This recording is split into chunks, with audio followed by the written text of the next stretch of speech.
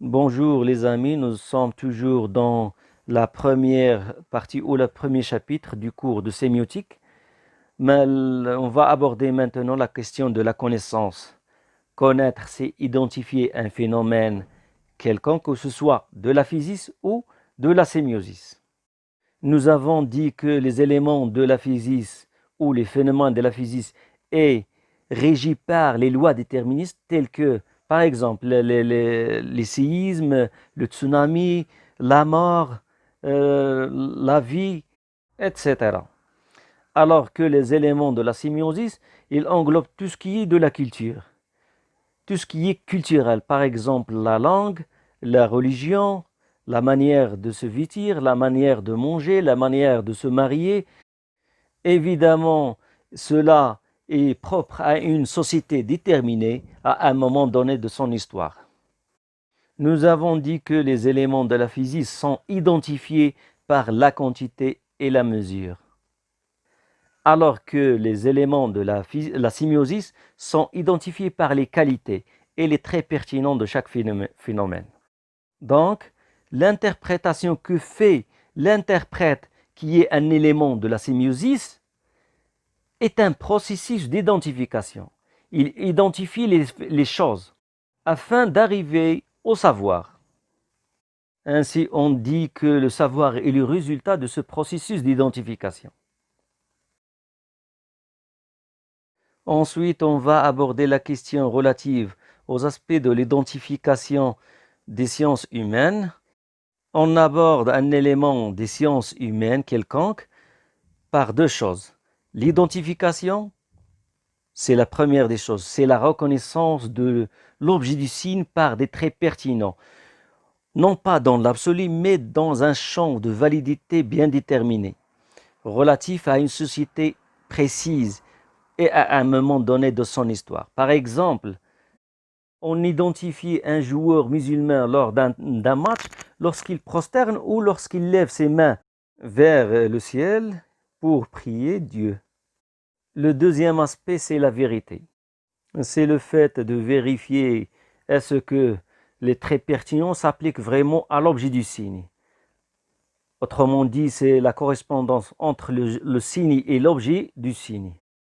Par exemple, les traits pertinents d'un musulman, il ne mange pas le porc, il ne boit pas de l'alcool, il fait ses prières, il ne ment pas, etc. Notons que la vérification de la vérité d'une interprétation se fait par deux manières différentes, soit par une expérimentation scientifique concernant les éléments de la physique. Par exemple, pour dire que l'eau bout à 100 degrés, il faut faire des expériences afin de procéder à un jugement que l'eau est vraiment bout à 100 degrés.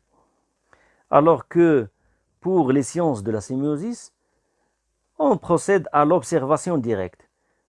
Par exemple, lorsque tu me dis que la fenêtre est ouverte, je peux vous dire que non, elle est mi-ouverte ou non, pas à travers l'observation.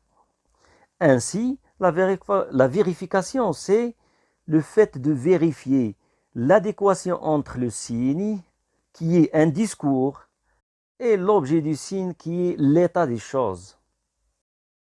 En ce qui concerne la vérité, il y a trois types de vérité. La vérité correspondance, la vérité cohérence, la vérité dévoilement. La vérité correspondance, c'est la correspondance entre le signe et l'objet du signe. Par exemple, dire ouverte, c'est ouverte et non pas quelque chose d'autre. Ensuite, la vérité cohérence, c'est la non-contradiction entre le signe et l'objet du signe.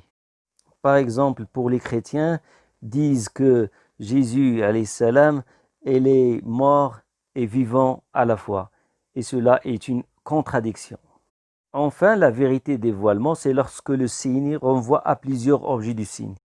Lorsque je dis Ali est un lion, le mot lion renvoie à plusieurs objets du signe.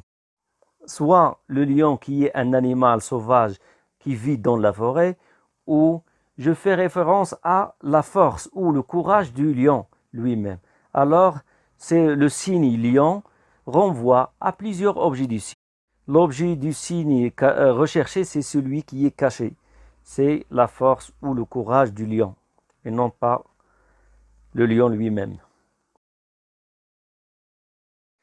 On va terminer cette première partie par les conditions d'interprétation, qui sont au nombre de 2, la reconnaissance du signe et la compréhension de ce signe-là. On ne peut pas interpréter un signe sans le comprendre et sans le reconnaître. Reconnaître un signe, c'est savoir à quelle société il appartient ce signe-là. Par exemple, lorsqu'on voit un homme avec une djellaba ou une femme avec un kaftan, on dit vite fait qu'il s'agit d'un Marocain ou une Marocaine. Mais pour reconnaître le signe, un signe quelconque, on doit d'abord savoir ou apprendre le code de ce signe, que tel signe renvoie à tel objet du signe. Par exemple, on ne peut pas savoir ou reconnaître un signe du code de la route sans apprendre le code lui-même, le code de la route. Deuxièmement, la compréhension du signe, qui est une opération d'inférence ou de jugement que l'interprète fait pour dire que tel signe renvoie à tel objet du signe. Par exemple, comme on a dit que lorsque je vois un joueur qui prosterne ou qui lève les mains vers Dieu pour le prier, on dit qu'il s'agit d'un musulman. C'est une inférence ou c'est un jugement qu'on fait. Finalement, je vous souhaite une bonne compréhension, une bonne réussite. En attendant la prochaine vidéo qui sera consacrée au deuxième chapitre, je vous dis salam alaikum wa rahmatullahi wa barakatuh.